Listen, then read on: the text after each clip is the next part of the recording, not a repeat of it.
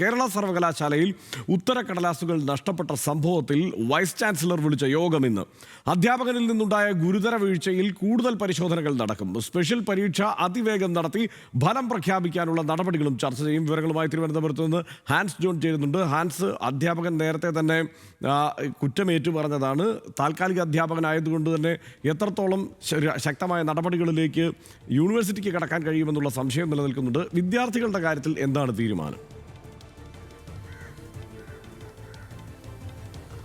ഹർഷൻ, ഇന്നാണ് വൈസ് ചാൻസലറുടെ നേതൃത്വത്തിൽ യോഗം നടക്കുക. ഇതിൽ പ്രധാനമായും പരീക്ഷാ കൺട്രോളർ, രജിസ്ട്രാർ, സിൻഡിക്കേറ്റ് അംഗങ്ങൾ, മറ്റ് വകുപ്പ് ഉദ്യോഗസ്ഥർ എല്ലാവരും തന്നെ പങ്കെടുക്കും. എന്തായാലും ചർച്ചയിൽ പ്രധാനമായും ചർച്ചയാവുക, അല്ലെങ്കിൽ യോഗത്തിൽ പ്രധാനമായും ചർച്ചയാവുക 7-ാം തീയതി തന്നെ പരീക്ഷ നടത്തുക. ഈ പരീക്ഷ നടത്തി ഒരാഴ്ചക്കകം അതിൻ്റെ പരീക്ഷാ ഫലം പ്രസിദ്ധീകരിക്കുക.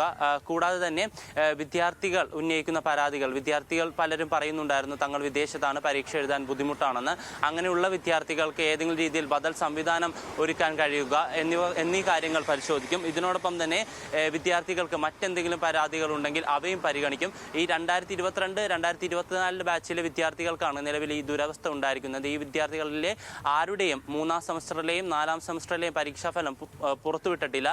ആയതിനാൽ 7-ാം തീയതിയിലെ പരീക്ഷ നടത്തിയതിനു ശേഷം ഈ മുഴുവൻ വിദ്യാർത്ഥികളുടെയും പരീക്ഷാഫലം പുറത്തുവിടുകയും അവർക്ക് ഗ്രാജുവേഷൻ സർട്ടിഫിക്കറ്റ് നൽകാനുള്ള കാര്യങ്ങളിലേക്കും സർവകലാശാല കടക്കും. അതിനോടൊപ്പം തന്നെ അധ്യാപകനെ ഹിയറിങ്ങിന് വിളിപ്പിക്കണമോ? ഇപ്പോൾ അധ്യാപകനെതിരെ ക്രിമിനൽ നടപടി സ്വീകരിക്കുന്നതിൻ്റെ ഭാഗമായി DGPക്ക് സർവകലാശാല പരാതി നൽകിയിട്ടുണ്ട്.